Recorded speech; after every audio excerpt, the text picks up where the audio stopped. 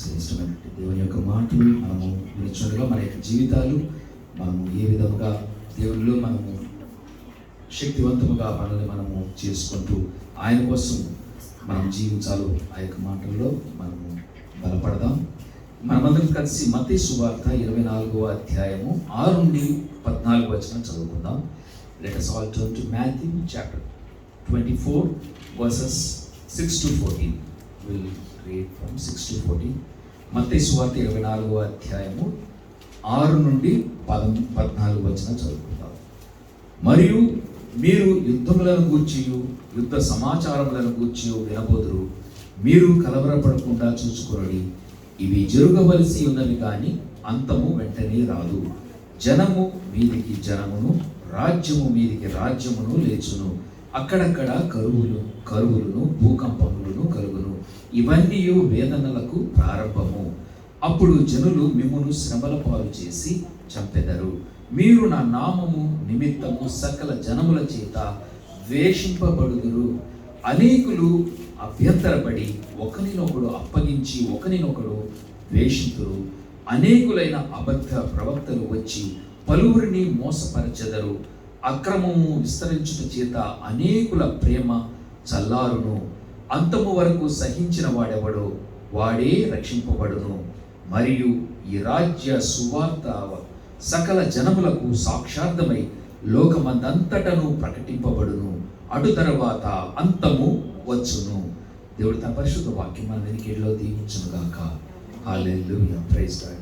ప్రభువా మీకు స్తోత్రం చెల్లిస్తున్నాం. ఈ సమయం అది కూడా ఈ యొక్క వాక్య భాగంలో చదివి ఉంటుండగా నన్ను నాయన ప్రభువా మీ యొక్క రెక్కల చాటును వరకు పరిచి మీ యొక్క వాక్యమును నాయన మాకు తెలియజేసి మీ యొక్క వాక్యపు అడుగు జాడల్లో నడవడానికి మాకు కావాల్సినటువంటి వినగలిగినటువంటి చెవుని భద్రపరచుకునేటువంటి నాయన ప్రభా హృదయాన్ని మాకు దయచేసి మేము మీలో నాయన ప్రభా బలపడటానికి మీరు సాయం చేయగలరని యేసు అతి శ్రేష్టమైన నామమున వేడుకొనుచున్నాము తండ్రి. ఆమేన్. దేవునికి స్తోత్రం కలుగును గాక. ఈ యొక్క వాక్య భాగం మనం చూసినట్లయితే అంత్య దినములకు వచ్చినటువంటి విషయాన్ని ఇక్కడ తెలియజేయబడుతుంది. కాబట్టి అంత్య దినములకు వచ్చినటువంటి విషయాన్ని మనము తెలుసుకుని ఉన్నాము. కాబట్టి ఈరోజు క్రైస్తవులుగా జీవించి ఉంటున్నటువంటి మన యొక్క జీవితాల్లో మనకు అంతము ఏమిటో మనకు తెలుసు. కాబట్టి ఈరోజు మనం చూసుకుంటున్నటువంటి ఈ యొక్క అంశము డిఫైన్ యువర్ సెల్ఫ్. అంటే మనం ఎక్కడ ఉన్నాము, మన యొక్క ప్రాతిపదికము లేకపోతే మన యొక్క స్థలము ఎక్కడ ఉన్నది, మన లొకేషను లేకపోతే మన ప్లేస్మెంట్, మనం ఇక్కడ ఈ లోకంలో మనం ఎక్కడ ఉన్నాము అనేటువంటి ఆ యొక్క మాటను మనం చూసినట్లయితే దేవుని యొక్క ప్రణాళిక చెప్పున మనము ఈ లోకంలోనికి వచ్చినటువంటి వారంగా ఉన్నాం. కాబట్టి ఏదో అకస్మాత్తుగా ఊడిపడ్డాము లేకపోతే మనము ఉద్భవించామనేటువంటి మాట కాకుండా దేవుడు మనల్ని నిర్దేశించినటువంటి కార్యాన్ని మనం చూసినట్లయితే ఎంతో ఆశ్చర్యకరం అన్నమాట. దేవుని యొక్క భక్తులు కూడా మరి ఈ యొక్క వాక్య భాగంలో యోబు రాసేటప్పుడు కూడా చెప్తున్నాడు, ఎంత ఆ యొక్క దేవుని యొక్క సృష్టిని గురించి ఆయన చెప్తున్నప్పుడు ఎంతగా ఆయన చేసినటువంటి సృష్టిలోనేటువంటి ఒక భాగంగా ఉన్నప్పుడు మనము ఆయనను ఆరాధించడంలో కానీ మరి దేవుడు ఉంచినటువంటి ఒక ప్రణాళిక భాగంగా మనం కనపడుతున్నాం. కాబట్టి కీర్తనకారుడు కూడా చెప్తున్నాడు అనమాట ఎన్నో విషయాలు. 119వ కీర్తన మరి 119వ కీర్తనలో కూడా మరి ఆ యొక్క దేవుని యొక్క మాటలను చెప్తూ దేవుడు సృష్టించిన విధానాన్ని మనం చూసినప్పుడు ఆయన నిజమే కదా, మన యొక్క జీవితాల్లో ఇంత గొప్ప సృష్టికి ఆయన అధిపతిగా ఉన్నాడు, సర్వాధికారిగా ఉన్నాడు. ఆ సర్వాధికారిని మనము మొదటిగా తెలుసుకోవడం అంటే అది దేవుని యొక్క ప్రణాళికగా ఉంది. దేవుడు మనకు ఒక ప్లాన్ మన జీవితంలో ఉంచాడు. కాబట్టి దేవుడు ఒక అంతమును మనకు తెలియజేస్తున్నాడు అన్నమాట. అంత్య దినాల్లో ఈ విధంగా జరుగుతుంది, అలా జరుగుతున్నప్పుడు మీరు జాగ్రత్త పడండి. కాబట్టి ఆల్మోస్ట్ 6 నుంచి 11 వచనాలు మనం చూసినట్లయితే 11 కాదు 12వ వచనం కూడా మనం చూసినట్లయితే అన్నీ కూడా ఆల్మోస్ట్ జరిగిపోయినటువంటి కార్యాలే కనపడుతున్నాయి. అయితే 13, 14 వచనాల్లో మనం చూసినట్లయితే మనము 2 విషయాలు చాలా జాగ్రత్తగా మనము చూసుకోవాల్సినటువంటి వారంగా ఉన్నాం. అంతము వరకు సహించిన వాడెవడో వాడే రక్షింపబడును. ఈ యొక్క వాక్య భాగాన్ని చదువుతున్నప్పుడు నేను నిజంగా అనుకున్నాను కదా, మరి ఏమిటి ప్రభువా, నిజమే అంతము వరకు సహించాలంట. మరి కొంతమంది జీవితంలో ప్రయాణం చేస్తూ ఉంటారు, మరి వారు వెళ్తున్నటువంటి ఆ యొక్క ప్రయాణంలో సరే మధ్యలోనే దిగిపోయి మనం ఓకే ఇది మనకి అలసటగా ఉంది అని మా చిన్నప్పటి నుంచి ఒక కథ చెప్తుంటారు. ఏది కుందేలు తాబేలు కథ అంట. ఆ రెండు కుందేలు తాబేలు ఒక రోజు ఏమనుకున్నాయంటే, మనం ఒక పోటీ పెట్టుకున్నాము, మనలో ఎవరు ఫాస్ట్గా వెళ్తారు. సరే, ఎక్కడి నుంచి అంటే ఇక్కడి నుంచి మరి వాళ్ళు అనుకున్నటువంటి ఒక దూరం అయినటువంటి ప్రాంతాన్ని వారు ఎంపిక చేసుకున్నారు. సరే, ఓకే, రెడీ, స్టార్ట్, 1 2 3 అన్నారు. ఇద్దరు వెళ్తా ఉన్నారు. సరే, వెళ్తున్నప్పుడు ఈ కుందేలంట చాలా దూరం వెళ్ళిపోయిందంట, సగం దూరం వెళ్ళిపోయి వెనక్కి తిరిగి చూస్తుంది, మన మిత్రుడు ఎక్కడ ఉన్నాడు అని చూస్తే అది చాలా బిగినింగ్ చోట్లనే మెల్లిగా వస్తుంది. ఆహా, ఇది అనుకుందంట, ఓకే, మన ఇంత స్లోగా వచ్చేటువంటి ఫ్రెండ్తో మనం పెట్టి కట్టామే, సరే దానికి ఒక పాఠం చెప్దామని చెప్పేసి ఇది కాస్త నిద్రపోదాము, ఎందుకు అంత టైం, మనం తొందరగా వెళ్ళిపోయి అక్కడికి వెళ్ళి ఏం చేస్తామని చెప్పేసి కాస్త నిద్ర తీసింది, కునుకుపాటు. సరే అని చెప్పేసి ఈ లోపల ఎంతసేపు అయిందో దొరిలిందో మరి తెలియదు, కానీ ఆల్మోస్ట్ ఆ తాబేలు చివరి అంచు దగ్గరికి వచ్చేసిందంట. వచ్చేటప్పటికి ఈ కుందేలు ఏం చేస్తుంది, మన ఫ్రెండ్ ఎక్కడ ఉంటాడు, సగం దూరంలో వచ్చి ఉంటాడులే అని చెప్పి చూస్తే కనపట్ల. వెనక తిరిగి ముందుకు చూస్తే ఎక్కడో చాలా ఆల్మోస్ట్ ఎండుకు వచ్చేసింది, అంతం వరకు వచ్చేసింది. కాబట్టి అలాగా మన జీవితాలు ఉండకూడదు. మనము ఏంటంటే చివరి వరకు, అంతము వరకు మనము ఓర్పుతో, దేవుడిచ్చినటువంటి జీవితాలు మనకి శ్రేష్టమైనటువంటి భాగాలు కాబట్టి వాటిని మనము దేవుని కోసం, దేవుని రాజ్యం నిమిత్తము మనము వెచ్చించవలసినటువంటి సమయాలను మనం వెచ్చించాలి. అంటే మనం చాలామంది మన సహోదరులు క్రిస్టఫర్ గారు కూడా చెప్తుంటారు, తమ్ముడు, ఆయన ఏం చెప్తుంటాడంటే, పంది అంట అది ఆల్మోస్ట్ ఈ లోకంలో ఉన్నంత కాలము కిందే చూసుకుంటూ వెళ్తుందంట, కిందే చూసుకుంటూ దానికి కనపడినంత సంతోషంగా, వైభవంగా దాన్ని చూసుకుని తింటా ఉంటుందంట. ఆఖరికి దాని చూపు ఎప్పుడు పైకి అంటే అది చచ్చిపోయినప్పుడే దాన్ని తిరగదీసి దాన్ని పట్టుకెళ్తారు చూడండి, అట్లాగా అప్పుడు పైకి అది చూడటానికి ఒక సందర్భం, కానీ ఆ టైంకి అది చచ్చిపోయింది.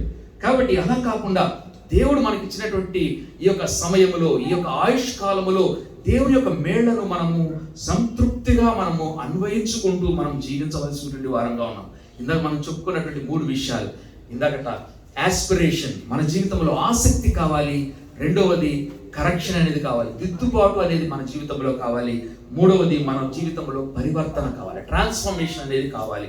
ఈ 3 విషయాలు మన జీవితంలో చాలా ప్రాముఖ్యమైనటువంటి విషయాలుగా ఉన్నాయి.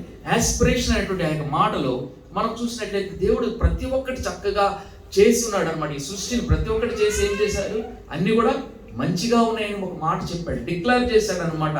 కానీ మానవుల యొక్క స్వభావం మొదటి నుంచి ఎలా ఉంది, చెడ్డదిగా ఉందన్నమాట. మనం చూసినట్లయితే ఆ నోవహు సమయానికి వచ్చేటప్పటికి అంత భూలోకం అంతటా చెడ్డవారి కనపడుతున్నారు అనమాట. దేవుడు ఎందుకు వారిని నేను సృష్టించానని చెప్పేసి ఆయన వేదన పడినటువంటి విషయాన్ని చూస్తున్నాం. కాబట్టి అప్పుడు అనుకున్నాడంట, ఇక వీరందరినీ నేను నాశనం చేసేస్తాను అని చెప్పేసి అనుకున్నప్పుడు నోవహు మాత్రం దేవుని దృష్టికి అంగీకార యోగ్యము సంపాదించుకున్నటువంటి వాడుగా ఉన్నాడు, దేవుని దృష్టిలో ఒక భక్తునిగా కనపడ్డాడు. కాబట్టి ఆ యొక్క నోవహును బట్టి మరి ప్రతి ఒక్కరిని నాశనం చేసినప్పటికీ ఆయన కుటుంబాన్ని మాత్రం రక్షించాడు. కాబట్టి ఈ యొక్క చివరి దినాల్లో ఉన్నటువంటి మన యొక్క జీవితాలు కూడా ఒక సాదృశ్యంగా కనపడుతున్నాయి. కాబట్టి ఈ యొక్క బోట్ అనేటువంటి ఆ యొక్క బోట్ని మనం చూస్తున్నాం, ఆయన కట్టినటువంటి ఓడను మనం చూసినట్లయితే దేవుని యొక్క రక్షణగా ఏమిటంటే ఈ రోజున సంఘమును దేవుడు ఏర్పరచున్నాడు. ఆ సంఘము ద్వారా, ఆ సంఘము కొరకై దేవుడు మరలా తిరిగి రాబోతుండగా మనమందరము ఒక సంఘముగా కూడి ఆ యొక్క ఓడలో మనం చూడవచ్చు సకల జంతువులు ప్రతి ఒక్కటి కనపడుతున్నాయి అన్నమాట. వారితో పాటు ఈ యొక్క 8 మంది మనం చూసినప్పుడు వారందరూ మరి ఆ యొక్క 40 దినాలు మరి ఎంత కొండపోత వర్షం వచ్చి మరి ప్రతి ఒక్కటి నాశనం చేసినప్పటికీ వీరు రక్షింపబడ్డారు. అలాగే మనం చూసినట్లయితే ఈ లోకంలో మనకి కూడా దేవుడు ఒక అంత్య దినాలు ఇచ్చినటువంటి ఒక సూచన మనకు తెలియజేస్తున్నాడు. కానీ ఆయన రక్షణ ఓడలో మనము జీవించాలి, ఆయన సంఘములో మనం చేర్చబడినటువంటి వారంగా ఉన్నట్లయితే ఆ సంఘమునకై ఆయన తిరిగి రాబోయేటువంటి దినాలు అతి త్వరలో రాగా ఉన్నాయి. కాబట్టి ఇక్కడ చెప్తున్నటువంటి మాట, అంతము వరకు సహించిన వాడెవడు వాడే రక్షింపబడును. కాబట్టి మన యొక్క రక్షణ జీవితంలో ఈరోజు దేవుని మనం అంగీకరించాం, దేవుని ఒక సొంత రక్షకునిగా మనం అంగీకరించినటువంటి వారంగా కనబడుతున్నాము. కానీ అది ఒక ఆసక్తికరమైనటువంటి విషయమే. ఎందుకంటే కొంతమంది చెప్తే మీరు అట్లాగే చెప్తారు. ఒక 2 ఫ్రెండ్స్ కూడా ఉన్నారట, వారిద్దరి పేరు రమేష్ అండ్ సంతోష్. వారు ఏం చేశారంటే ఒకసారి వారు సహ ఉద్యోగులు, అంటే ఒక కంపెనీలో వారిద్దరు కలిసి పనిచేస్తున్నారు అనమాట. ఒకరోజు ఈ రమేష్ అనేటువంటి వ్యక్తి ఆ యొక్క సంతోష్ అడిగాడు, సంతోష్ మరి నువ్వు ఏ దేవుడిని ఆరాధిస్తున్నావు అంటే సంతోష్ ఒకసారి కొంచెం ఇదయ్యాడు అనమాట, కొంచెం ఏమంటారు, ఒకసారి షేక్ అయ్యాడు.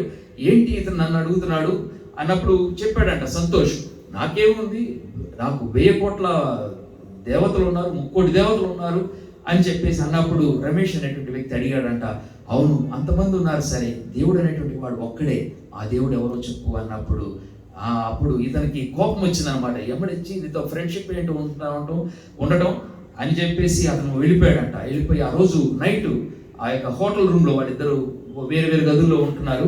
ఇతను ఆ యొక్క హోటల్ రూమ్లో మరి ఆ యొక్క గదిలో ఏంటి నన్ను ఈ స్నేహితుడు ఇట్లా అడిగేశాడు అంటే వాళ్ళు కొంతమంది గ్రూప్ ఆఫ్ ఫ్రెండ్స్ ఉన్నారు, వాళ్ళ మధ్య ఈ విషయం సంభాషణ జరిగిందనమాట. సరే ఇతనికి అది ఏంటి నన్ను ఇట్లా అడిగాడని చెప్పేసి విరక్తిగా, సరే ఇక్కడ ఏంటి, అతను క్రైస్తవుడు అనమాట. యాక్చువల్గా రమేష్ అనేటువంటి సహోదరుడు క్రైస్తవుడు. సరే అంటే వీళ్ళకి ఒక దేవుడు ఉన్నాడు అని చెప్పడానికి కోసమే కదా నన్ను ఇట్లా నిలదీస్తున్నాడు అని చెప్పేసి అనుకున్నాడు. ఆ హోటల్ రూమ్లో అక్కడ చూసినప్పుడు ఒక చిన్న బైబిల్ గ్రంథం కనపడుతుంది, న్యూ టెస్టిమెంట్ కనపడుతుంది అనమాట. సరే ఇది ఏంటి ఇది అని చేసి దాన్ని, ఓహో ఇదేదో క్రిస్టియన్ వాళ్ళ బైబిల్లా ఉందని చెప్పేసి దాన్ని తెరిచి చూశాడు. తెరిచి చూసినప్పుడు దానిలో మత్తయి సువార్త కనపడుతుంది అనమాట. మత్తయి సువార్త కనపడుతుంది. మరి ఏంటి ఇదంతా క్రిస్టియన్స్ అని చెప్పేసి ఇంకా అది చింపేద్దామన్న ఉద్దేశంతో దాన్ని కాస్త ఇంకా మధ్యలో తెరిచినప్పుడు 14 యోహాను సువార్త 14వ అధ్యాయం 16వ వచనం కనపడిందంట అతనికి. అందులో ఏముంది ఒకసారి చూద్దాం. 14వ అధ్యాయము 16వ వచనం, యోహాను సువార్త 14:16వ వచనం. నేను తండ్రిని వేడుకొందును, మీ యొద్ద ఎల్లప్పుడూ ఉండుటకై ఆయన వేరొక ఆదరణకర్త అనగా సత్య స్వరూపియగు ఆత్మను మీకు అనుగ్రహించును. ఈ యొక్క మాటను చదువుకున్నాడు అనమాట. మరి చదువుకున్నప్పుడు తండ్రి అనేటువంటి దేవుడు అనే ఆ యొక్క మాట చదివినప్పుడు వెంటనే అతను అనుకున్నాడు, ఓకే ఇతనికి ఒక దేవుడే కదా అని చెప్పేసి అతనిలో దేవుడు ఒక చిన్న ట్రాన్స్ఫర్మేషన్ ఇచ్చాడు అనమాట, పరివర్తన అనుగ్రహించాడు. కాబట్టి తండ్రి అయినటువంటి దేవుడు ఒక్కడే, కాబట్టి సమస్త సృష్టికి కూడా దేవుడు ఒక్కడే అయి ఉంటాడని చెప్పేసి ఎమ్మడే అతను తనలో తాను ఓకే దేవుడిలో రక్షణ కలిగినటువంటి వాడుగా ఉన్నాడు. కాబట్టి దేవుడు పట్టుకున్నాడు అతన్ని. పట్టుకున్నప్పుడు 4 గంటలకి తన ఫ్రెండ్కి ఫోన్ చేసి, నిజమే మనకి దేవుడు ఒక్కడే అని నేను ఈరోజు చదువుకున్నాను, ఈ యొక్క వాక్య భాగంలో చదువుకున్నాను అని. ఆ తర్వాత 14, 15, 16 వచనాలు అధ్యాయాలు మొత్తం చదువుకున్న తర్వాత క్షుణ్ణంగా దేవుని యొక్క ప్రేమను గురించి తెలుసుకున్నాడు. కాబట్టి దేవుడు అంటే ప్రేమమయుడు అని చెప్పేసి ఆ యొక్క అధ్యాయాలన్నీ చదువుకున్నప్పుడు తన ఫ్రెండ్తో మాట్లాడి నేను కూడా యేసు ప్రభువుని అంగీకరిస్తున్నానని చెప్పేసి అన్నాడు. కాబట్టి దేవుడు ఒక ఆసక్తికరమైనటువంటి విషయాన్ని ఏ విధంగా మనకు అనుగ్రహించాడంటే ఆయన యొక్క వాక్యమును మనకు అనుగ్రహించాడు. ఈరోజు ఈ యొక్క వాక్యము ద్వారా మన యొక్క జీవితంలో ఒక ఆసక్తికరమైనటువంటి విషయాన్ని దేవుడు మనకు తెలుపుకున్నప్పుడు దానికి రెస్పాన్స్ ఇవ్వవలసినటువంటి వారం మనమే. కాబట్టి ఇప్పుడు మనం ఇక్కడ చూడవచ్చు, ఇక్కడ చూడండి, no one's definition of your life define yourself. అంటే ఇతరులు మనల్ని మార్చడం అనేటువంటి ఆ యొక్క మాట కాదు, కానీ మన యొక్క జీవితాన్ని మనమే నియంత్రణ చేసుకోవలసినటువంటి వారంగా ఉన్నాం. ఈరోజు ప్రతి ఒక్కరూ మనము జవాబుదారులమై ఉన్నాం. మనం ఈ లోకంలో ఎవరై ఉన్నామో దానికి జవాబుదారులు మనమే. కాబట్టి అంతము వరకు దేవుడు రక్షణ ప్రణాళికను మనము తెలుసుకున్నటువంటి వారమైనటువంటి మనము ఏ విధంగా జీవించాలి, అంతము వరకు మనము రక్షణలో నిలబడాలనేటువంటి ఆ యొక్క వాక్యాన్ని మనము బలంగా మనం జీవించి చూపించాలన్నమాట. మరి అబ్రహాము యొక్క జీవితాన్ని మనం చూసినట్లయితే దేవుడు ఒక వాగ్దానాన్ని అనుగ్రహిస్తున్నాడు. అంటే ఈ లోకంలో నోవాహు మరి జలప్రళయం అంతా అయిపోయిన తర్వాత మనం తెలుసు, జాఫేతు, హాము, షేము వారి ద్వారా సంతతి అంతా పెరిగినటువంటి విషయాన్ని మనం చూస్తున్నాము. ఆ తర్వాత ఏ విధముగా ఈ యొక్క అబ్రహాము సంతతిని అబ్రహాము దేవుడు మరి పిలిచాడో మనం చూస్తున్నాం. అబ్రహామును పిలిచిన తర్వాత వాగ్దానం చేస్తున్నాడు అనమాట. ఈ యొక్క సర్వ సృష్టికి మరి నేనే దేవుడిని అని చెప్పేసి చెప్తున్నాడు. మరి ఆదికాండం 14వ అధ్యాయము 18 నుంచి 20 వచనాలు మనం చూసినట్లయితే మరి దేవుడు ఏ విధంగా అబ్రహాముతో మరి మాట్లాడినటువంటి విషయాలు కొన్ని చూడవచ్చు. మెల్కీసెదెకు క్రమముగా మరి మనం ఇక్కడ చూడవచ్చు. మరియు Shalem, Genesis chapter 14 verses 18 to 20లో, మరియు షాలేము రాజైన మెల్కీసెదెకు రొట్టెను ద్రాక్షారసమును తీసుకుని వచ్చెను. అతడు సర్వోన్నతుడగు దేవునికి యాజకుడు. అప్పుడు అతడు అబ్రహామును ఆశీర్వదించి ఆకాశమునకు భూమికిని సృష్టికర్తయును సర్వోన్నతుడైన దేవుని వలన అబ్రహాము ఆశీర్వదింపబడును గాక అనియు నీ శత్రువులను నీ చేతికి అప్పగించిన సర్వోన్నతుడగు దేవుడు స్థితింపబడును గాక అనియు చెప్పాను. అప్పుడు అతడు అన్నిటిలో ఇతనికి 10వ వంతు ఇచ్చాను. ఈ యొక్క మాటను మనం చూసినట్లయితే అబ్రహాము ఏ విధంగా ఆశీర్వదింపబడ్డాడు. సర్వోన్నతుడైనటువంటి దేవుని చేత ఆ దేవుని యాజకుడైన మెల్కీసెదెకు రొట్టెను ద్రాక్షారసమును తీసుకుని వచ్చాడని మాట మనం చూసినట్లయితే మనము ఈరోజు దేవుని యొక్క మరి నిబంధన, నూతన నిబంధనలో మనం ఏం చేస్తున్నాము? రొట్టెను ద్రాక్షారసమును తీసుకుంటున్నాము. కానీ అబ్రహామును చూసినట్లయితే ఆయనకు రొట్టె ద్రాక్షారసము ఇవ్వబడినటువంటి విషయాన్ని మనం చూస్తున్నాం. అంటే ఆ విధంగా అబ్రహాము ఒక యూదుడు కాదు, ఇశ్రాయేలీయుడు కాదు, అంతే కదండి. అబ్రహాము వీరందరికీ కూడా ఒక తండ్రిగా కనపడుతున్నాడు అనమాట. ఆయన స్పెషల్ పర్సన్ అనమాట. ఈరోజు కూడా మనము ఆత్మీయ రీతిలో మనము విశ్వాసములో మనము అబ్రహామునకు సాదృశ్యముగా దేవుడు మనల్ని చూస్తున్నాడు. కాబట్టి దేవుని యొక్క నిబంధన మనకు ఇవ్వబడింది అనమాట. ఆయన మరి అబ్రహామును చూసినట్టయితే శారీర రీతిగా ఆశీర్వదించినటువంటి కార్యాలు మనం చూస్తున్నాము. ఆత్మీయ రీతిలో మనం చూసినట్లయితే ఇస్సాకు ద్వారా ఎవరిని మనకు దేవుడు అనుగ్రహించాడంటే ఇస్సాకు ద్వారా మరి ఈరోజు యేసు ప్రభువును మనకు అనుగ్రహించాడు. ఆ యొక్క యేసు ప్రభువే మనకి ఇస్సాకు ఎలాగైతే బలి అవ్వవలసినదో దానికి బదులుగా మనకు యేసు ప్రభు బలి అయ్యాడనమాట. ఆయన ద్వారా మనకు ఒక రక్షణ దేవుడు అనుగ్రహించాడనమాట. అబ్రహాము ఎంతగా విశ్వాస జీవితంలో జీవించాడంటే తన యొక్క కుమారుని కూడా మరి దేవునికి అర్పించడానికి వెనుక తీయలేదనమాట. అటువంటి ఒక జీవితాన్ని జీవించాడు. శ్రేష్టమైనటువంటి జీవితాన్ని దేవుని దృష్టిలో జీవించాడు. ఈరోజు కూడా మనకి మెల్కీసెదెకు క్రమములో యేసు ప్రభు మన యొద్దకి ఆయన ఏ విధంగా మనల్ని ఆయన రిక్తునిగా చేశాడు. మన పాపాల నుండి మనల్ని రిక్తుని చేశాడు అనమాట. పోయినసారి కూడా మనం చూసుకున్నాము ఏ విధంగా మనం యొక్క జీవితాల్లో విడుదల పొందగలము, డెలివరెన్స్ పొందగలము.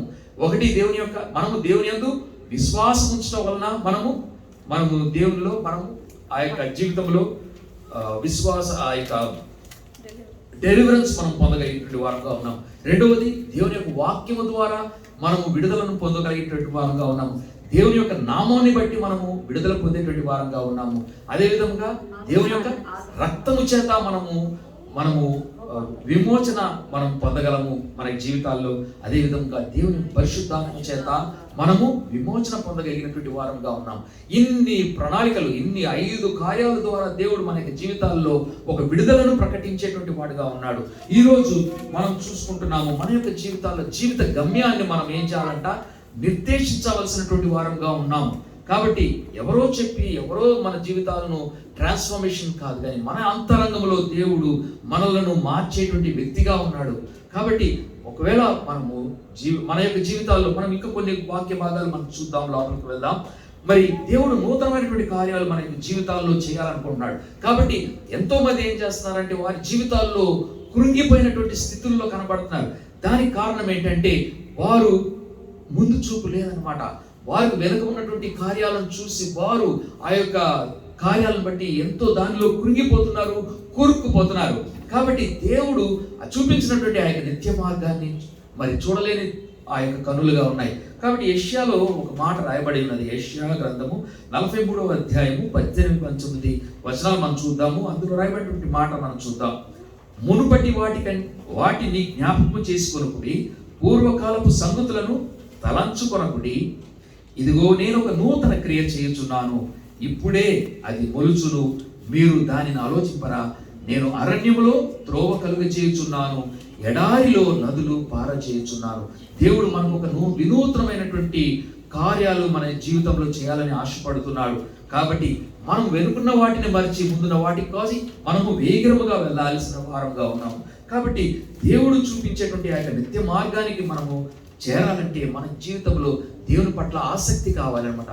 ఇందాక అబ్రహాము వలె ఒక ఆసక్తి కలిగినటువంటి జీవితాన్ని మనం జీవించవలసినటువంటి వారంగా ఉన్నాము. కాబట్టి అదేవిధంగా మనం చూడవచ్చు ఫిలిప్పీయులకు రాసినటువంటి పత్రిక 3వ అధ్యాయము 13-14 వచనాలు మనం చూసినట్లయితే ఫిలిపియన్స్ చాప్టర్ 3 verses 13 and 14. సహోదరులారా, నేను ఇదివరకే పట్టుకొని ఉన్నానని తలంచుకొనను, అయితే ఒకటి చేయుచున్నాను, వెనుక ఉన్నవి మరచి ముందున్న వాటి కొరకై వేగిరపడుచు క్రీస్తు యేసునందు దేవుని ఉన్నతమైన పిలుపునకు కలుగు బహుమానమును పొందవలనని గురి యొద్దకే పరుగెత్తుచున్నాను. కాబట్టి మన జీవిత ప్రయాణంలో ఒక గోల్ అనేది మనం ఫిక్స్ చేసుకోవాలన్నమాట. ఈ గోల్ ఏదో కాదు, మనం ఏదో అన్నింటినీ మనము ఆలోచించాల్సినటువంటి విషయం కాకపోయినా దేవుడు ఇచ్చేటువంటి నిత్య జీవ మార్గాన్ని మనము దానికై మనం వేగిరపడుతూ మనం ముందుకెళ్ళినట్లయితే మన జీవితంలో దేవుడు ప్రతి మార్గాన్ని సరళం చేసేటువంటి వాడుగా ఉన్నాడు. ఎందుకంటే మనము దేవుని యొక్క బిడ్డలము, ఆయన యొక్క ప్రణాళికను మనము ఆనుకొని, ఆయన ప్రణాళికపై ఆనుకొని ముందుకు నడిచేటువంటి వారంగా ఉన్నాం. అందుకోసం యెషయా 26వ అధ్యాయం 3వ వచనంలో కూడా మనం చూడగలము. ఐసయా చాప్టర్ 26:3లో కూడా ఎవని మనసు నీ మీద ఆనుకొనునో వానిని నీవు పూర్ణ శాంతి గల వానిగా కాపాడుదువు, ఎలయనగా అతడు నీ యందు విశ్వాసం ఉంచి ఉన్నాడు. కాబట్టి మన యొక్క జీవితంలో, మన యొక్క విశ్వాస జీవితంలో దేవుణ్ణి మనము గమ్యముగా కలిగినటువంటి మన యొక్క జీవితంలో ఆయన పైన మనము దృష్టి ఉంచుతూ మనము వెళుతూ ఉన్నట్లయితే మన జీవిత గమ్యాన్ని మనం చేరుకోగలము. మన జీవిత విశ్వాస జీవితాన్ని ఆయన క్రమపరిచేటువంటి వాడుగా ఉన్నాడు. ఎందుకంటే మనము ఇందాక చెప్పుకున్నాము, అంతము వరకు సహించిన వాడెవడో వాడు రక్షింపబడును. కాబట్టి మన జీవితంలో రక్షణ అనేది మొదటి స్టెప్ మాత్రమే కాదు, అది చివరి వరకు కూడా మనతో పాటు ఉండాలంటే దేవునితో మనము జరిగించవలసినటువంటి యాత్రను ఎంతైనా మనము జాగ్రత్తగా నడిపించుకుంటూ ముందుకు వెళ్ళాలి ఆయనలోనే. కాబట్టి రెండవ విషయాన్ని మనం చూసినట్లయితే మన జీవితంలో ఏం కావాలా? కరెక్షన్ అనేది కావాలి, దిద్దుబాటు అనేది కావాలన్నమాట. అందుకోసమే యోహాను సువార్త 15వ అధ్యాయము మొదటి 2 వచనాలు మనం ఒకసారి చూద్దాము. జాన్ చాప్టర్ 15:1 and 2లో మనం చూసినట్లయితే, నేను నిజమైన ద్రాక్షవల్లిని, నా తండ్రి వ్యవసాయకుడు, నాలో ఫలింపని ప్రతి తీగను ఆయన తీసి పారవేయును, ఫలించు ప్రతి తీగె మరి ఎక్కువగా ఫలింపవలనని దానిలోని పనికిరాని తీగలను తీసివేయును. ఈ యొక్క మాటను మనం చూసినట్లయితే ఎంతగా దేవుని యొక్క కార్యాలు మన యొక్క జీవితంలో మన జీవితంలో ఫలింపని తీగను, ప్రతి ఒక్కటి దేవుని యొక్క ఆలోచన అనేటువంటి ఆ యొక్క కార్యాలు మన జీవితాల్లో మనము విత్తనాలుగా మన యొక్క జీవితాల్లో విత్తబడుతూ ఉన్నాయి. కానీ ఆ యొక్క విత్తనాల్లో ఏవి ఫలభరితమైనవి, ఏది దేవునికి అయిష్టమైనవి అనేది మనము చూసుకుని వాటన్నిటిని మనము కట్ చేసి తీసివేయవలసినటువంటి వారంగా ఉన్నాం. కాబట్టి మన జీవితంలో దిద్దుబాటు అనేటువంటి ఆ యొక్క కార్యాన్ని మనం చేసుకుంటూ మనం ముందుకు వెళ్ళవలసినటువంటి వారంగా ఉన్నాయి. కాబట్టి ఆ యొక్క ప్రూనింగ్ అంటే కత్తిరింపు అంటే ఏదైనా మనం తోటమాలి మనం చూసినట్లయితే తోట అంత చక్కగా దానిని రెడీ చేసేవాడు మనం చూసినట్లయితే అతను ఏం చేస్తాడు, ఏవేవైతే బయటికి కనపడుతున్నాయో వాటన్నిటిని తీసివేసేస్తాడు, చక్కగా క్రమపరిచేటువంటి వాడుగా ఉన్నాడు. అలాగా మనం కూడా దేవునిలో క్రమశిక్షణలో మనము ఎలాగ ఉండాలా, డిసిప్లిన్లో వెళ్ళవలసినటువంటి వారంగా ఉండాలి. ఎందుకంటే we have to define our life, అంటే మన యొక్క జీవితాన్ని మనమే నిర్దేశించుకోవాలి. కాబట్టి ఆ యొక్క మనము ఒక కంపెనీకి వెళ్తే ఆ యొక్క యజమాని బాస్ ఏమంటాడు, చెప్పిన ప్రకారంగా అందరూ చేయవలసినటువంటి వారుగా ఉన్నారు. అదేవిధంగా మన యొక్క జీవితంలో మన యొక్క శరీరానికి మనము బాస్గా కనపడుతున్నాం. మనము ఏదైతే మనము చేస్తున్నామో దానికి ఏమిటి మనమే పాత్రులం అన్నమాట. దేవుడు క్వశ్చన్ చేస్తాడనమాట, నువ్వెందుకు దీన్ని చేశావు, నేను నీకు తెలియజేశాను కదా అని చెప్పినప్పుడు మనము ఏ విధంగా ఆయనతో మనము ఆ సంభాషణ చేస్తాం. కాబట్టి మనం ఇప్పటి నుండే దేవుని యొక్క ప్రణాళికలో ఉండాలంటూ దేవుణ్ణి మనము గట్టిగా నమ్ముకుంటూ విశ్వాస జీవితంలో జీవించాలి. కాబట్టి ఆ విధంగా జరుగుతుంది. అదేవిధంగా హెబ్రీయులకు రాసినటువంటి పత్రిక 12వ అధ్యాయం 11వ వచనాన్ని కూడా మనం ఒకసారి చూద్దాము. హీబ్రూస్ చాప్టర్ 12:11 మరియు ప్రస్తుతమందు సమస్త శిక్షయు దుఃఖకరముగా కనబడునే గాని సంతోషకరముగా కనబడదు. అయినను దానియందు అభ్యాసము కలిగిన వారికి అది నీతి అను సమాధానకరమైన ఫలమిచ్చును. హల్లెలూయా. Now no chastening for the present seemeth to be joyous, but grievous. Nevertheless afterward it yieldeth the peaceable fruit of righteousness unto them which are exercised thereby.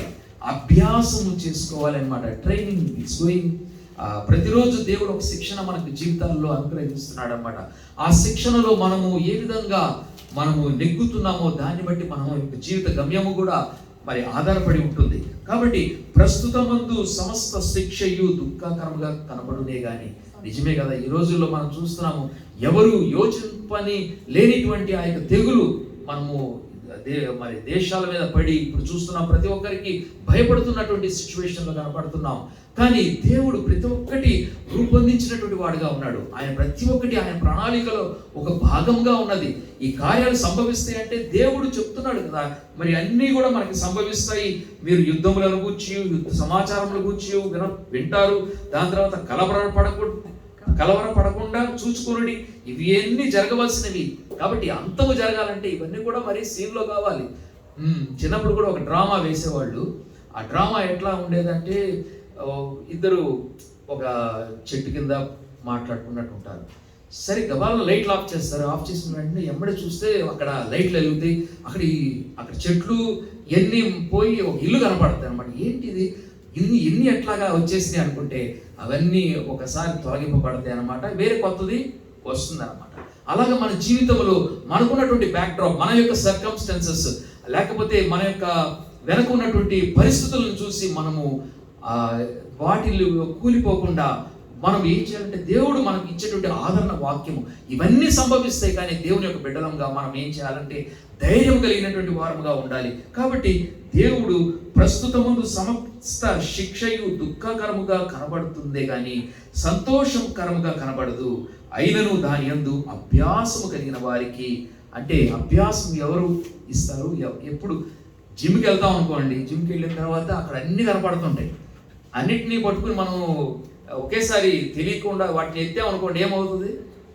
ప్రాణానికే ముప్పు కలుగుతుంది అనమాట. దానికంటూ ఒక ట్రైనర్ ఉంటాడు. సరే, ఆ ట్రైనర్ దగ్గరికి వెళ్ళి అడిగినప్పుడు అతను ఎలాగ ఉపయోగించాలో ఆయన చెప్తాడు అనమాట. ఆ విధంగా నేర్చుకోవాల్సినటువంటి వారంగా ఉన్నాం.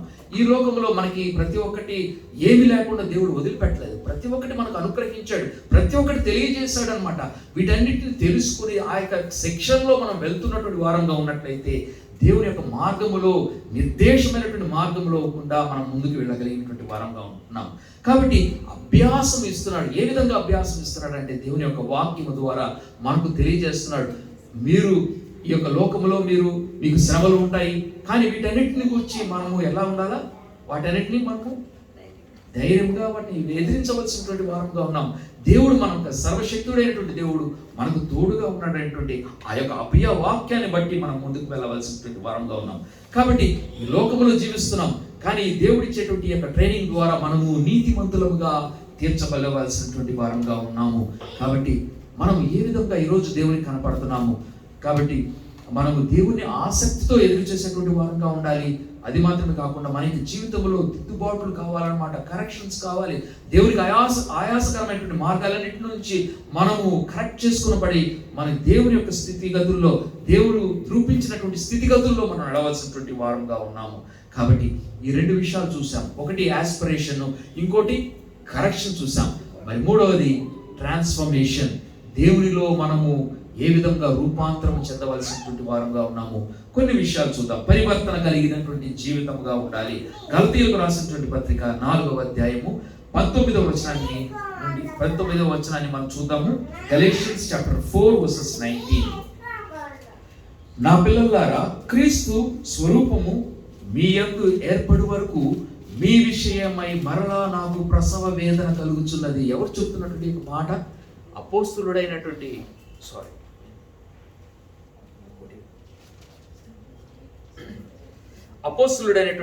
పౌలు చెప్తున్నటువంటి మాటగా కనబడుతుంది. ఇది ఏమంటున్నాడు?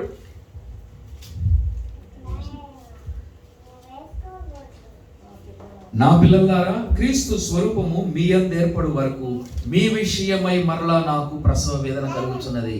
సో ఇక్కడ క్రీస్తు స్వరూపం అంట.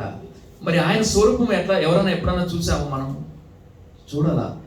ఆయన స్వరూపములోనికి మారాలంటే, ఆయన స్వరూపము ఎలాగంటే, మన యొక్క జీవితంలో ఒక మనిషిని మనం చెప్పామనుకోండి, ఎవరు ఏం ఆలోచిస్తారు?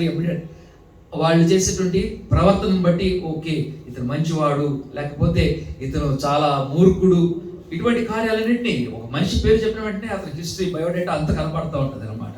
అలాగా మరి యేసుక్రీస్తు యొక్క స్వరూపము అన్నప్పుడు ఎలాంటి కార్యాన్ని మనం తలుచుకుంటున్నాం? ఈరోజు దేవుడు ప్రేమామయుడు అని చెప్పుకుంటున్నాం. నిజమే కదండి. ఆయన సిలువలో మన కోసం బలి అయ్యాడు. కాబట్టి ఈరోజు మనము దేవునితో మనము సహవాసం కలిగినటువంటి వారంగా ఉంటున్నాం. కాబట్టి ఆ యొక్క సహవాసములో కలుగుతున్నటువంటి మనకి జీవితంలో ఒక పరివర్తన కావాలంటున్నాడు. అంటే మార్పు కావాలి. ఆ మార్పు కలిగినటువంటి జీవితం అంటే మనం చూసినట్లయితే మన యొక్క జీవితాలన్నీ కూడా ఎట్లాంటి జీవితాలుగా ఉన్నాయి, ఈ లోకానుసారమైనటువంటి కార్యాలు కనపడుతున్నాయి. కానీ మన యొక్క కళ్ళను, మన యొక్క నేత్రాలను పైవైపు ఆత్మీయ నేత్రాలను అనుగ్రహించి పైవైపుకు చూపించేటువంటి దేవుని యొక్క వాక్యానుసారమైనటువంటి జీవితాన్ని మనకు బోధించేటువంటి వాక్యాన్ని మనం చూడాలంటే ఆయన వాక్యమే ఆయన యొక్క కుమారుడై ఉన్నాడు. యేసుక్రీస్తే వాక్యముగా ఉన్నాడు. ఆ యొక్క వాక్యాన్ని మనం చదువుకున్నప్పుడు ఏమవుతుందంటే మన యొక్క జీవితంలో రూపాంతరం కలుగుతుంది. మనం చదువుకుంటున్నాం గలతీయులకు రాసినటువంటి పత్రిక 5వ అధ్యాయము 22 మరి ఆ యొక్క వచనాలు మనం చూసినట్లయితే మరి మనం ఎటువంటి ఒక క్యారెక్టర్ కలిగినటువంటి జీవితాలుగా ఉండాలి. ప్రేమ, సంతోషము, సమాధానము, దీర్ఘశాంతము, దయాళుత్వము, మంచితనము, విశ్వాసము, సాత్వికము, ఆశ నిగ్రహము, ఇటువంటి కార్యాలన్నీ మన జీవితాల్లో కనపడుతున్నాయా అంటే దేవుని మనము నిజముగానే ఆయన్ని ఆశపడుతున్నాం, ఆసక్తి కలిగినటువంటి వారంగా ఉన్నాం. రెండవది మనం కరెక్ట్ చేసుకోవాలంటే ఈ విషయాలన్నింటిలో మనము ప్రేమలో సరిగ్గా ఉన్నామా, సంతోషం పైకి సంతోషంగా ఉంటూ లోపల తిట్టుకుంటూ ఉండి నీకు ఇంతే కావాలనుకున్నాం అనుకోండి, బాగుంటుందా? లేదు. మన అంతరంగంలో నుంచి మనము మారిపోయినటువంటి స్వభావం కలిగినటువంటి వారంగా ఉండాలి. అంటే బయట ఎలా కనపడుతున్నామో మన అంతరంగంలో కూడా అటువంటి ఒక స్వరూప్యాన్ని కలిగినటువంటి వారంగా ఉండాలి. అదే దేవుడు యొక్క వాక్యములో ద్వారా మనము కడగబడుతూ ఆయనలో జీవించేటువంటి వారంగా ఉన్నాము. కాబట్టి ఈ యొక్క ప్రయాస మన యొక్క జీవితాల్లో మరి దేవుని యొక్క బిడ్డలు మరి దేవునిలో మన యొక్క ప్రయాస అంటే ప్రతి ఒక్కరు మనం పాస్టర్స్ లేకపోతే సువార్థికుల్లో వాళ్ళని చూస్తున్నాం. కానీ ప్రతి ఒక్కరికి దేవుడు ఇచ్చినటువంటి బాధ్యత ఏమిటంటే మనం ప్రతి ఒక్కరికి ఒక రక్షణ చూపించాలి. ప్రతి ఒక్కరికి దేవుని గురించినటువంటి సువార్తను మనం తెలియజేయవలసినటువంటి బాధ్యత మనందరికీ ఇవ్వబడింది. కాబట్టి మనం ఎప్పుడైతే ఒకరికి సువార్త చెప్తున్నామో వారి కోసం ఏం చేయాలి? మనము ప్రార్థన చేయవలసినటువంటి వారంగా ఉన్నాం.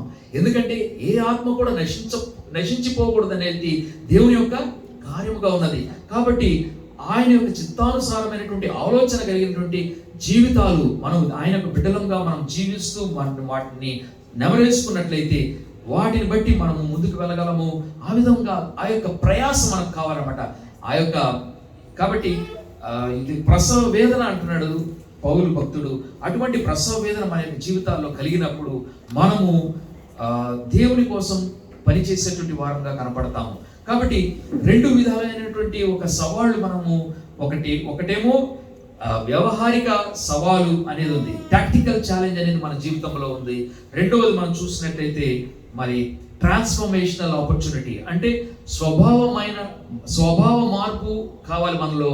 అదే విధంగా వ్యవహారిక సవాలు అనేది మనం వాటిని ఎదిరించాలన్నమాట.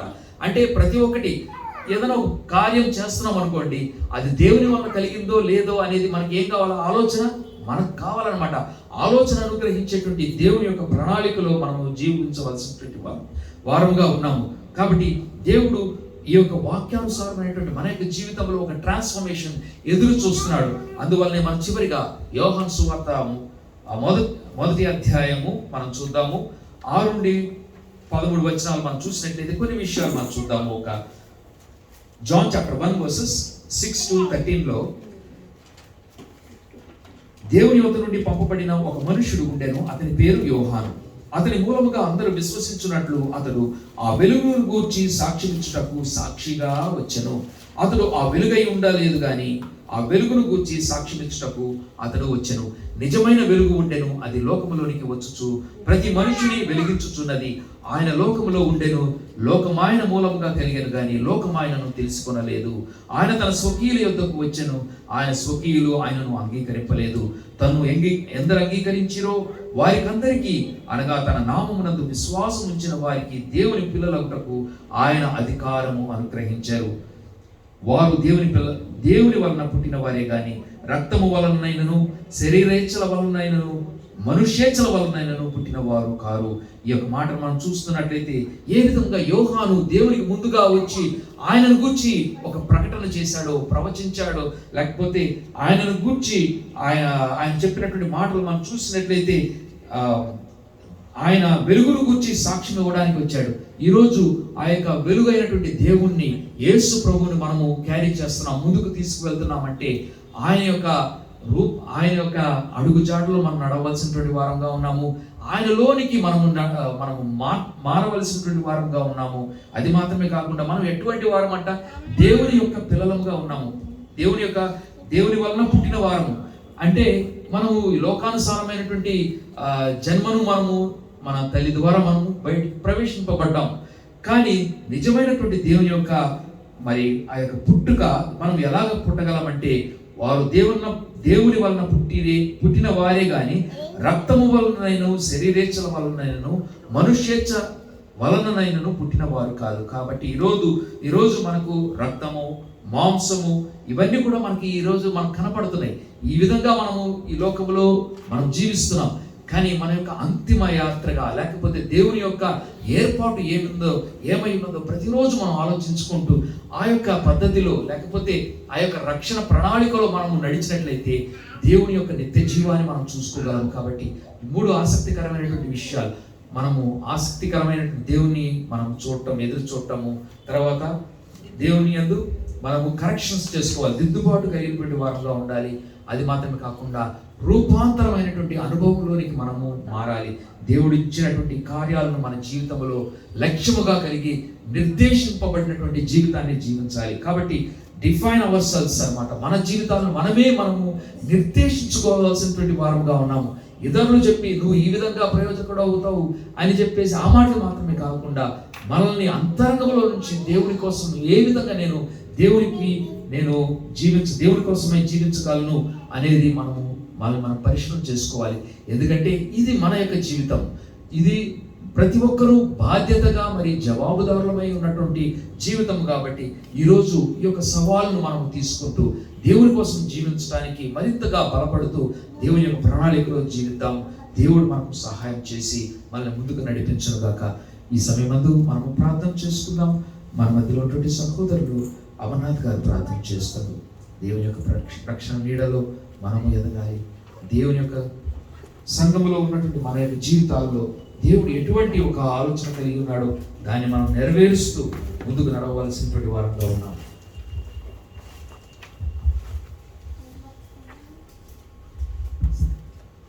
దేవా, కృపగల తండ్రి, మీకు వందనాలు, స్తుతులు, స్తోత్రాలు అయ్యా. విన్న వాక్యాన్ని బట్టి మీకు వందనాలు ప్రభా. ఆ రీతిగానే మేము జీవించడానికి మాకు సహాయం చేసిన ప్రభా. మమ్మల్ని మేము నిర్దేశించుకుంటూ తండ్రి అయ్యా, మీ వాక్యానుసారంగా జీవిస్తూ తండ్రి ఈ యొక్క లోకంలో తండ్రి మీ కొరకునైనా జీవించడానికి నేర్పించుకుని ప్రార్థిస్తున్నాను. మా జీవితాలనైనా మెరుగుపరచుకొని ప్రార్థిస్తున్నట్టు దినదినంతో విశ్వాసంలో ఎదుగుటకు సహాయం చేయించు ప్రభా. 30 60 100 మేము ఫలించే వారంగా తండ్రి మీ కొరకునైనా ఈ లోకంలో తండ్రి ఒక వెలుగుగాను ఉప్పుగాను జీవించడానికి మాకు నేర్పించుకొని ప్రార్థిస్తున్నాం ప్రభా.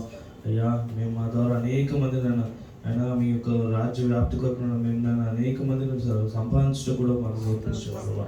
ఆ రీతిగా ప్రయాసపడటకు, ఆ రీతిగా పాటుపడటకు కూడా మాకు సహాయం చేయించాం దేవా. మీ కృపను బట్టి, మీ ప్రేమను బట్టి మేమందరం కలిసి ఈ రీతిగా స్థుతించటకు, మిమ్మల్ని ఆరాధించటకైనా మాకు ఇచ్చిన గొప్ప భాగ్యాన్ని బట్టి వందనాలు చెల్లించుకుంటున్నాను. మీ యొక్క వాక్యాన్ని మా హృదయాల్లో పదిలిపరచుకొని వాక్యానుసారంగా మేము జీవించే భాగ్యం మాకు అందరికీ దయచేయమని ప్రార్థిస్తూ యేసయ్య అతి పరిశుద్ధ నామములో వేడుకుంటున్నాం తండ్రి. ఆమేన్. దేవునికి స్తోత్రం కలుగును గాక. ఈ సమయంలో దేవుడు ఇచ్చినటువంటి యొక్క సమయాన్ని బట్టి దేవుని వందనాలు తెలియజేస్తూ దేవుని సన్నిధిలో మన యొక్క శ్రేష్టమైనటువంటి కానుకలను దేవునికి అర్పిద్దాము. హల్లెలూయా. నీ ధనము నీ బలము ప్రభు యేసుదే, నీ దర్శన భాగం నీ అభివృద్ధితో ఈ పాటను పాడుతూ దేవుని నామమును మహిమపడదాం.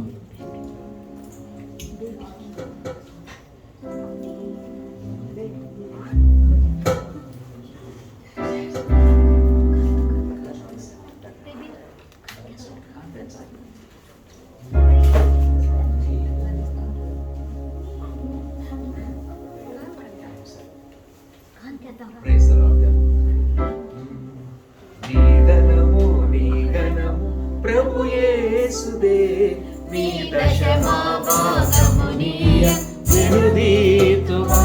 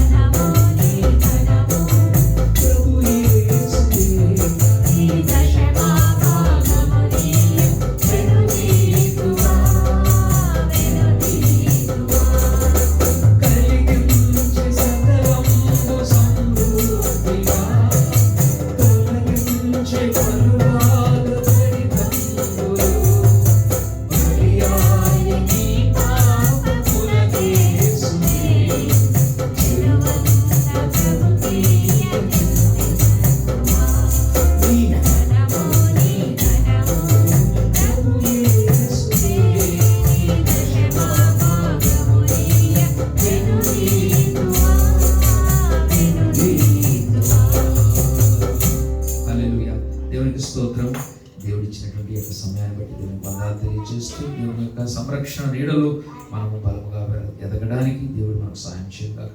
అందరము కానుక నిమిత్తం ప్రార్థన చేసుకుందాం. సర్వోన్నతుడా, మహోన్నతుడా, ఘనమైనటువంటి దేవ, మీ పరిశుద్ధ నామమునకు వందనములు, స్తుతులు, స్తోత్రం చెల్లిస్తున్నాం. అవును స్వామి, మా యొక్క జీవితాల్లోనైనా ప్రభా మీరు నిర్దేశించినటువంటి కార్యంలోనైనా తెలుసుకుంటూ నాయన ప్రభా మీ యొక్క జీవించడానికి మీరు సహాయం చేయండి. ఇంతవరకు నాయన మీ యొక్క కృప చేత మమ్మల్ని సంరక్షించారు, నాయన కాపుదలను అనుగ్రహించారు. మీకు స్తోత్రం చెల్లిస్తున్నాము నాయన ప్రభా. లోకమే నాయన ప్రభా ఎంతో నాయన మీరు చెప్పినటువంటి దిక్కులోనికి నాయన ప్రభా మరి వెళ్తుండగా, అంత్య దినములోనికి నాయన ప్రభా మేము వెళ్తుండగా ప్రభా మీ యొక్క రక్షణ ప్రణాళికలో నాయన ప్రభా మేమందరం నాయన స్థిరముగా నిలబడడానికి, దృఢముగా నిలబడడానికి మీరు సాయం చేయమనుకుంటున్నాము. అది మాత్రమే కాకుండా నాయన ప్రభా ఇస్సాకు నాయన ప్రభా ఆ యొక్క క్షామము ఏర్పడినప్పటికి కూడా ఆ యొక్క దేశమంతటిలోని ప్రభా అతనిని ఏ విధంగా నాయన ప్రభా మీరు ఆశీర్వదించారు, అదే విధంగా నాయన మీ యొక్క బిడ్డలను నాయన ప్రభా మీరు ఆశీర్వాదంలోనికి నడిపించి నాయన ప్రభా మీ యొక్క వాగ్దానముల చేత నాయన నింపి నాయన ప్రభా వారికి నాయన ఇచ్చేటువంటి ఆశీర్వాదం బట్టి నీకు స్తోత్రం. ఆ విధముగా నాయన ప్రభా ఈ సమయంలో నాయన ప్రభా మీ సన్నిధికి చేర్చబడినటువంటి ప్రతి కానుకను నాయన ప్రభా మీరు ఆశీర్వదించి విత్తినటువంటి ప్రతి హస్తం నాయన ప్రభా 1000 రెట్ల ఆశీర్వాదం చేత నింపబడుకొంచున్నాం. మీ యొక్క ఆకాశపు వాకిళ్లను విప్పి నాయన ప్రభా పట్టజాలనంతా నాయన ప్రభా ఆశీర్వాదకరమైనటువంటి కార్యం నాయన ప్రభా ప్రతి ఒక్క జీవితంలో జరిగించి, అది మాత్రమే కాకుండా నాయన ప్రభా మేము మీ యొక్క సాక్షి బిడ్డలంగా చివరి వరకు జీవించడానికి, మీ యొక్క మహిమ రాజ్యంలోనికి చేర్చబడటానికి నాయన ప్రభా మీరు మాకు సాయం చేసి అనుదినము మమ్మల్ని బలపరిచి నడిపించమని ఈ సమయం అంతా కూడా ప్రభా మరొక్కసారి విత్తినటువంటి ప్రతి కానుకను ప్రభా ప్రతి ఒక్కరి జీవితాల్లో ప్రతి అవసరతను కూడా క్రీస్తు యేసు నామ మహిమైశ్వర్యములో నాయన ప్రభా మీరు అన్ని ఆశీర్వాదం చేత నింపమని యేసయ్య శ్రేష్టమైన నామమున నా యొక్క ప్రార్థనను మీకు వినయంగా వేడుకొనుచు ప్రార్థిస్తూ ఉన్నాము తండ్రి. ఆమేన్, ఆమేన్, ఆమేన్. దేవునికి స్తోత్రం కలుగును గాక. దేవుడు ఇచ్చినటువంటి యొక్క భాగ్యాన్ని బట్టి దేవునికి వందనాలు తెలియజేస్తూ మరి ప్రతి ఒక్కరి కోసం ఒకరు భారముగా మనం ప్రార్థన చేస్తూ అనుదినము ఆయన యొక్క అడుగుజాడులో మనం నడుద్దాం. దేవుడు మనకు సహాయం చేయను గాక. దేవునికి స్తోత్రం కలుగును గాక. ఈ సమయం అది మనము లేచి నిలవబడినట్లయితే చివరి ప్రార్థన ఆశీర్వాదంతో సెలవు పుచ్చుకుందాము. మన మధ్యలో ఉన్నటువంటి సహోదరులు స్టాన్లీ జోన్స్ గారు చివరి ప్రార్థనను ఆయన చెప్తారు. స్తోత్రం. మా ప్రియపరలో మీ సన్నిధిని చేరి ఆరాధించడం దయచేసిన గొప్ప భాగ్యముని బట్టి మీకు స్తోత్రం. మీలో ఎదుగుచు బలపడుచు మరి ప్రభా మమ్మల్ని మేము పరిశోధించుకుంటూ మరి ప్రభా ప్రతి క్షణము మరి ప్రభా మీలో కనిపెట్టుకుని మేము జీవించడానికి ఆత్మీయ జీవితంలోను శారీరక జీవితంలోను రెండింటిలోనూ మరి ప్రభా మేము ఎదుగుచు మీ కొరకు గొప్ప రీతిలో ఎదుగుటకు మీ సహాయం దయచేయమని బలపరచమని బలముగా మీ యొక్క ఘనమైన పాత్రలుగా మేము వాడబడుతూ గొప్ప సాక్షులుగా మమ్మల్ని నిలబెట్టి మీరు మహిమనందుమని మీరే మరి ప్రభా మీకే సమస్త ఘనత మహిమ ప్రభావములు చెల్లిస్తూ వేడుకొంచున్నాము తండ్రి. ఆమేన్, ఆమేన్. అందరూ ప్రభు ప్రార్థన చెప్పుకుందామండి. పరలోకమందున్న మా తండ్రి, నీ నామము పరిశుద్ధపరచబడుగాక, నీ రాజ్యం వచ్చుగాక, నీ చిత్తము పరలోకమందు నెరవేర్చినట్టు అలాగే భూమి మీద నెరవేరుగాక. మాకు కావలసిన అనుదిన ఆహారం నేడు మాకు దయచేయండి. మా రుణస్థులను క్షమించారు, కారము మారులను క్షమించు, మమ్మల్ని శోధనకి తప్పించు. ఎందుకంటే రాజ్యము, బలము, శక్తి, మహిమ నిరంతరం నీవే అవుతుంది. ఆమేన్, ఆమేన్. మన తండ్రి అయిన దేవుని ప్రేమ, కుమారుడైన యేసుక్రీస్తు కృప, పరిశుద్ధాత్ముని యొక్క అన్యోన్య సహవాసం ఇక్కడ ఉన్నటువంటి మనకు, అదేవిధంగా లైవ్లో వీక్షిస్తున్నటువంటి ప్రతి ఒక్కరికి వారి గృహాలలోను మన గృహాలలోను మన అనుదిన జీవితాల్లోనూ ప్రభు మెండైనటువంటి ఆశీర్వాదములు కుమ్మరించును గాక. ఆమేన్, ఆమేన్, ఆమేన్. ఆశీర్వాదంబుల్ మా మీద వర్షింపజేయు మీషా, ఆశతో నమ్మియున్నాము ఈ సత్య వాగ్దానము. ఈ మాయి మీద కుమ్మరించుము దేవా,